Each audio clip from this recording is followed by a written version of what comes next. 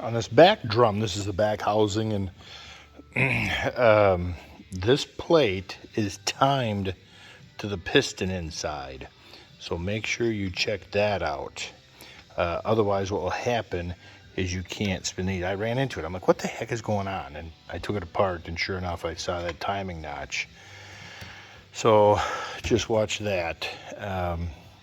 So I'm gonna get him torqued up, Loctited up, get him in here, get the brake assembly in here, get this rear cover on, and then bring the rest of it this way. So this housing is the one that had to be timed. We slid him in. Now you got the big heavy cast iron plate. It's got the notch here. You got to orientate this gear just right, otherwise you'll never get him on. And then now we can slip our ring gear, ring gear on. Can't do that one-handed. There we go. And then assemble our pack. But remember, we got our springs. They'll fit in here, and then you look for the one, and you can see where the springs have been against it. And so, yeah, yep. So I did have to split this here. I never torqued it down, so I did have to split it here. So I just set this, kind of stacked this stuff up. I didn't get a good video of it, but you got your clutch discs and these interior gears stacked up, and then this housing with this gear set, you kind of gently set it on. Your disc blades, your brake discs got to line up right. Your springs got to be in there, and you kind of set it down and rotate. But I left the ring gear on the planetary while I was setting it down, because we want to keep these gears in time. So until the sun gears inside get engaged. So once that was in place, then we could take this off to get our bolts in, kind of deal. And so I kind of had this front half over here and this back half over here, and I ended up just tipping it up backward, finishing the assembly, standing it up, and then just stacking it. Boop, boop, boop, boop. So I get this and this back on, and then put this front cover on, and then get that torqued down. And so, kind of a, when you look at the, you know, you only got 2 feet of transmission here, and somehow that whole thing just littered this whole table. It's kind of amazing how much stuff you can pack in a little housing. So he's back together. Got just a couple parts waiting on a got one gasket to order. He's ready to go. So then the teardown continues. To pull this range box off, you got to pull the shift cover off first. Because if I remember right, the shafts stay with the rear end, and the box is just an empty casting, if I remember right. So let's get that off and see if I remember that right. Well, there we go. You also got to take the mechanical front off, because there's 2 bolts here that are up inside the bottom. That bolt and that bolt come from the inside, and then you got to balance it just right, because that rib across the bottom wants to snag this gear. The gear sets in here, everything looks really good. I'm gonna leave this alone. I'm gonna leave it alone, because the bearings, at a quick glance, the bearings, I'll look at them several more times, but at a quick glance, the bearing, I think the bearing kind of looks okay. So there's nothing really saying, hey, go back more. So I'll leave everything bolted up. So you can see there's how your park works. When you turn your park, it's just like the other power shift tractors. It runs that cam, and that cam pushes this roller and dogs in to here. Park on your quad range is different. The 4430, you know, that locks these 2 collars into the same gear at the same time. But this shaft is loose, so we'll set him down on the bench so he don't drop on the floor. But next, get the pump and charge pump off. So before we can pull the final drive, we got to get this pin out, because this is part of the final drive and it pins into the transmission housing. So I got a jack supporting the weight because the other side is off. And this is just a socket and a bushing with just some threaded rod, and I always use a tap, a good quality tap, to clean up the threads inside the pin.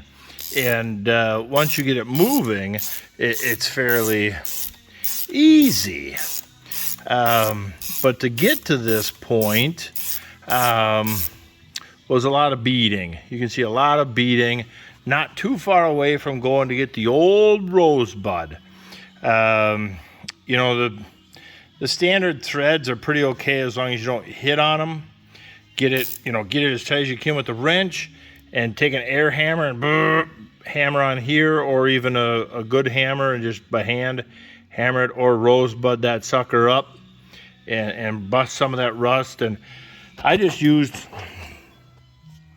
I don't know what that is, 36 ounce or 3 pound, I don't know, 32 ounce, and just beat for 15, 20 good shots, and then I could get a tiny bit more, and you could see in the hole, you could see that it gained, you know, just a couple hairs, and snug this back up, and then beat 15, 20 times and catch it. And after 5, 6 sets of that, pretty soon you can see the pin actually starting to move.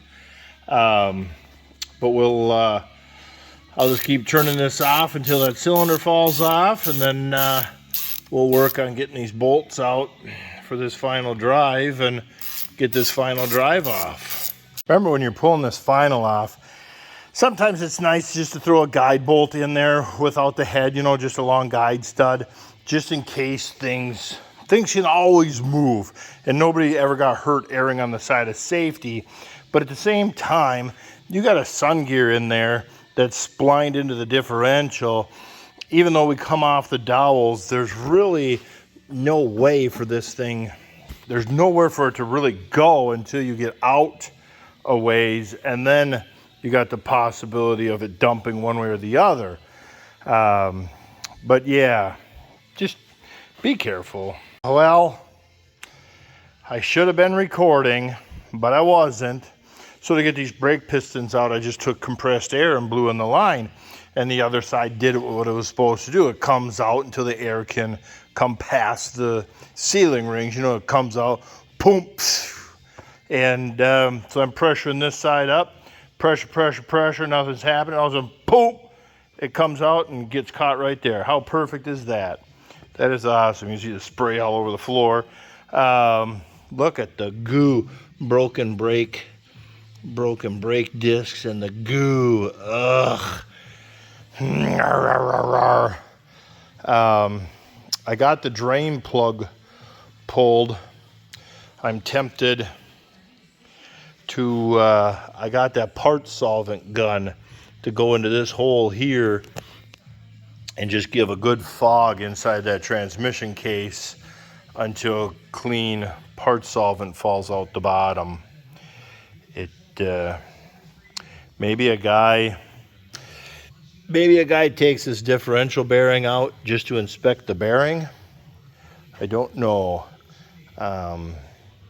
If you really wanted to get into it, we'd have to pull the PTO housing off. Not that bad, but it's a lot of, I think it's a step we might not need to get to. I'm not sure. Well, got the PTO out, and look at that pile of goo. Holy cow. So we still got the mechanical front. The mechanical front is off. You can't see. Yes, right there. So that's still off. So the bottom of our transmission is still open. So we can wipe that out. Just wipe it by hand, and we can still do some extra rinsing. Let me get a light. Look at all that. Holy cow. That's all that brake fiber. Yeah. Yuck. So we're getting there. We're getting there. So our maiden voyage. I'm just idling slow. Turn front wheel on. And if I shut it off, you feel the tractor lurch. That means that front wheel gets released. Rev her up a little bit. Everything sounds good. 3-point hitch went up and down good. Motor works good. We had the hydraulic pump back here. Had that hydraulic pump and that charge pump, that hydrostatic hydraulic pump, had that all apart, and everything looked really good there. For the most part, I know I fast forwarded a lot through this transmission put together, but we just didn't have time to make a step-by-step video. I'll get better at it, but first, second, third, fourth, reverse, forward, nice. Everything seems to work. Well, good modulation. Everything seems, the steering is, typical John Deere, just like a feather. This size tractor, this little tractor with a cab, a little 60 or 70 horse, this would be a sweet little rig for hay and cattle and around the yard. Yeah, this would be a nice little rig. I would miss, the only thing is the Massey left-hand reverser is so much light years ahead of the John Deere. I would miss the Massey left-hand reverser, but otherwise you got a nice little rig here. Now let's see.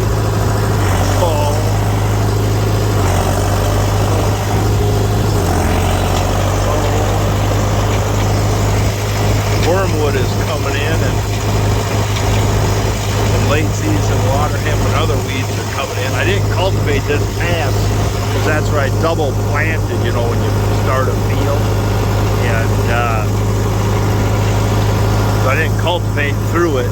So for an organic strip, it don't look too dirty. But she runs out nice. Runs out good. Our water gauge works.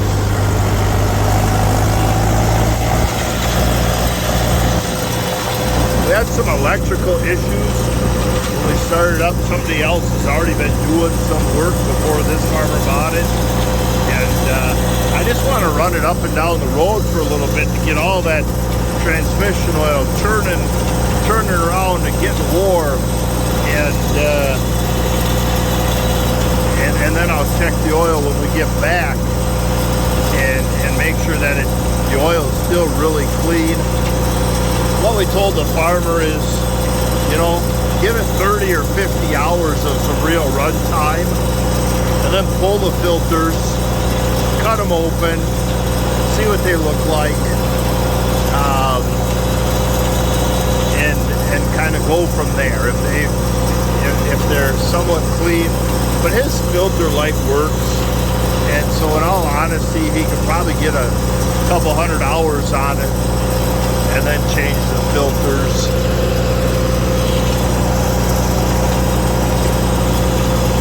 We moved the cows to this pasture now to give the other pasture a couple weeks of break, and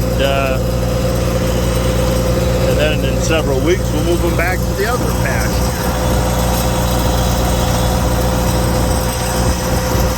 But everything looked really good on this thing.